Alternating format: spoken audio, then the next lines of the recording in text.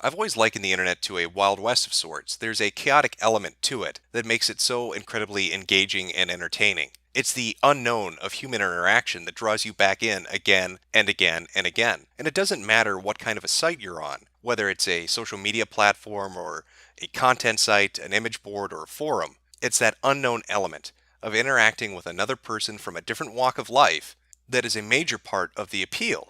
You don't know what they're going to do, what they're going to say, what they're going to link to. It's completely and utterly random from your perspective. And there's an excitement about that that's integral to what the internet is. It's integral to human interaction at its core. And for a long time, the internet's been like that. But we've seen a shift take place over the last 5 or so years from what the internet was into what it's going to be, into this Frankenstein Orwellian nightmare that's awaiting us just around the bend. You've already seen small glimpses of where it's going, but I think it's important to talk about what the hell really is happening right now and what it means for the next decade. Because if you really don't start to pay attention at this point, you're never going to get it back. The situation most of us find ourselves in at the moment is what I like to call the result of a serendipitous conspiracy. It's not that a group of people got together and decided this is the end goal, this is what we're going to do, but rather that groups of people with similar interests in mind saw one another working towards that goal and threw their weight behind one another. And among these are three primary groups: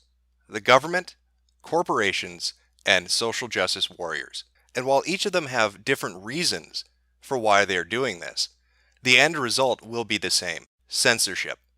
You being silenced, not being able to speak your mind or say the things that you want to say.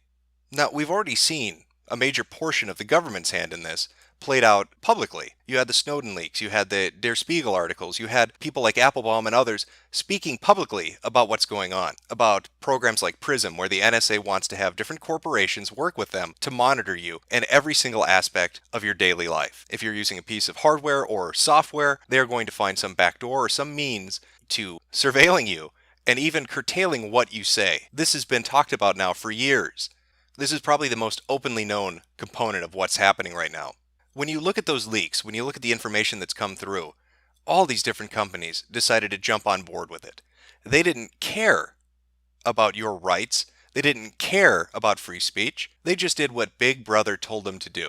Apple, Google, Microsoft, every single one of them decided to fuck you as hard as they could without really giving any consideration on whether you'd like a little lubrication before the anal. They just don't care. A lot of people seem to think it's just software related, or it's just an internet service that's being compromised somehow. No, it's your hardware too. Listen to this excerpt that Applebaum talks about. I want you to really listen to this to get an idea of just how utterly fucked you are in regards to what the government is doing right now. This is an implant called RageMaster. It's part of the Angry Neighbor family of tools, where they have a small device that they put in line with a cable in your monitor, and then they use this radar system to bounce a signal. This is not unlike the Great Seal Bug that Louis Theremin designed for the KGB. So it's good to know we finally caught up with the KGB, but now with computers.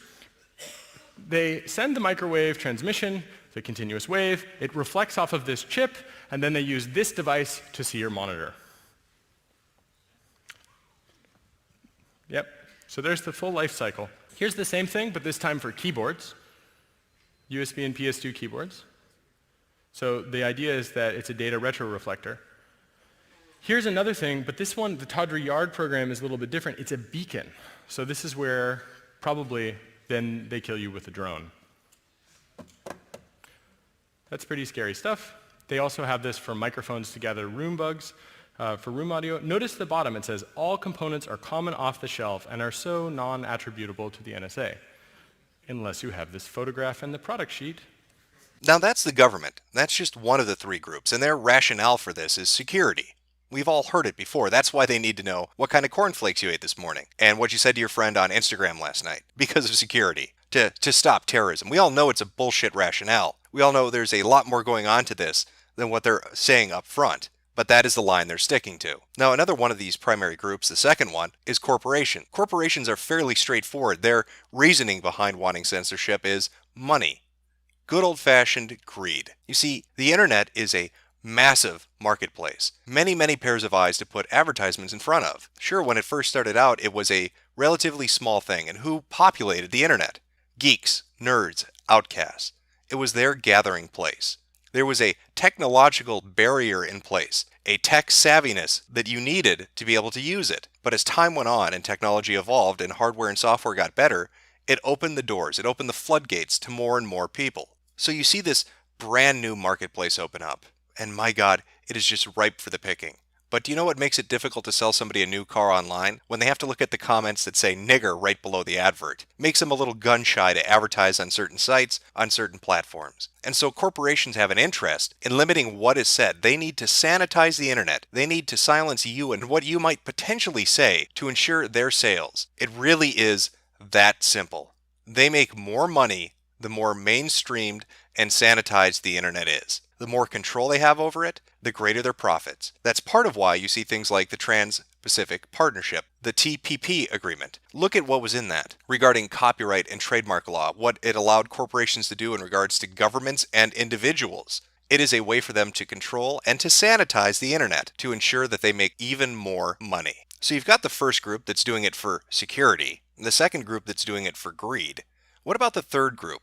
Well, social justice warriors in this context, between these groups all working towards this end goal of censorship, are what I like to call the useful idiots. See, the government wants control. They may call it security, but they want control. And corporations, again, very straightforward, they just want to make money. They have two very defined purposes, and they are beneficial to themselves. The third group, the useful idiots, want to sanitize the internet. They want to censor it to create a safe space to protect their feelings, because hearing what other people think offends them. And so what better way to stop being offended than to silence everybody else? So this plays into the goals of the first two groups. So while the social justice warrior thinks, oh, isn't it great that the government's getting involved? Isn't it great that these corporations and websites are getting involved? They're mistaking this as altruistic when it's really self-serving. Those two first groups are doing it because it serves them, not because it serves the greater good. But to a social justice warrior, they are too blind to see this. We have seen over the last 5 years, specifically from this one group, these SJWs, a push to censor everything. Can you name one website that does not now have an amended terms of service agreement about what you can say, what kind of avatar you can use, what kind of name you can use? Facebook has proper pronouns. Twitter now shadow bans you. YouTube now restricts the content you can upload. League of Legends is getting rid of people they deem toxic. It doesn't matter what platform it is. They have influenced all of them, and it is always the same people. Notice who went before the UN, who was at the Google Talks, who is friends with people that work at Twitter. It's the same names that pop up again and again and again. People like Anita Sarkeesian, Zoe Quinn, Randy Harper. These are names that are attached to this movement, and it's sold to you as being for your benefit. They're going to make the mean, evil, icky people go away. Somebody said nigger, get rid of them. Somebody said kike, get rid of them. And to you, that may sound great, but their offense doesn't end there. It's not just people that say outrageous speech that offends them. It's people that hold positions that disagree with their positions or who don't uphold their own viewpoints that need to be censored and silenced. You don't call yourself a feminist? We need to get rid of you. You disagree with my viewpoint on white privilege, on systemic racism? You disagree with my ideology? You need to be silenced. Because clearly, you're a misogynist, you're a bigot, you're a homophobe, you're transphobic, you're a cis pig. And yet these are the people that are in positions of power to sway those that have massive platforms and decide policies going forward. To them, this is great. Censorship is the ultimate hug box. When everybody's silent, nothing bad ever gets said. They are useful idiots. Look at the interplay that takes place between these different distinct groups and how their actions benefit each other. Take Twitter, for instance. Right now, there's discussion going on that Twitter is shadow banning people, that they're essentially limiting your ability to speak out and be heard. And it's really an insidious approach. Rather than outright ban you or get rid of you and risk you creating another account, they limit the ability of your tweets to be read by anybody else. They black hole it for 24 hours. So if you say something that's important, it's topical, it's on point, and it's in the moment, nobody's going to hear about it for a day. What's the effect of that? Well, one, it makes you think nobody cares. Two, it dissuades you from even talking about it again. And three, it limits the impact of the information. Now, who does this benefit? Well, it benefits all three. Firstly, it benefits the government. Why would this work for the government? Look at groups like Occupy Wall Street. Their ability to have an impact is their ability to get information out quickly, is their ability to swarm that information to many, many people. If you can make it so they can't do that, you've cut the legs out from under them.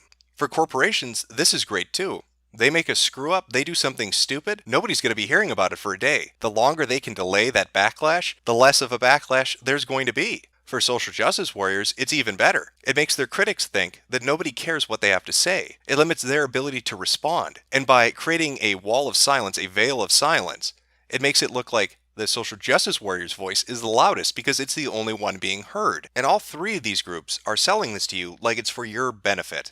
And maybe you're on board. Maybe you think this is the right approach. Maybe you want all the bad, icky people to go away, all the hate speech to disappear. Maybe you don't want free speech, you want safe speech. Now you might say, Jim, you're an asshole. I've looked at your videos. You say horrible things. I've heard you make racist and sexist comments. You've made fun of people. You've trolled people. Why should anybody care what you have to say? Well, you should care because when my form of extreme speech is gone, yours becomes the extreme speech. It is on a downward spiral towards the lowest common denominator. They will find more and more things to be offended by, and they love to be offended. And these perpetually offended people are the ones that want to dictate to you what you can or can't interact with, what is acceptable or unacceptable. They're not asking for your input on it. They're making that decision for you. And that's probably the most offensive part of it all. They think you're too incapable of dealing with that on your own, because that's how they've been raised. They think others aren't capable of making these decisions on their own. They don't think you're adult enough to decide what a good or bad interaction is and how to deal with it. So they make that choice for you. And then they claim it's for your benefit. But at their core, they are useful idiots. And I think the saddest thing about all of this is that if the internet is like the Wild West, we're never going to get our moment at the Alamo. We're never going to have that last stand because it's going to be hard to rally together if you can't even hear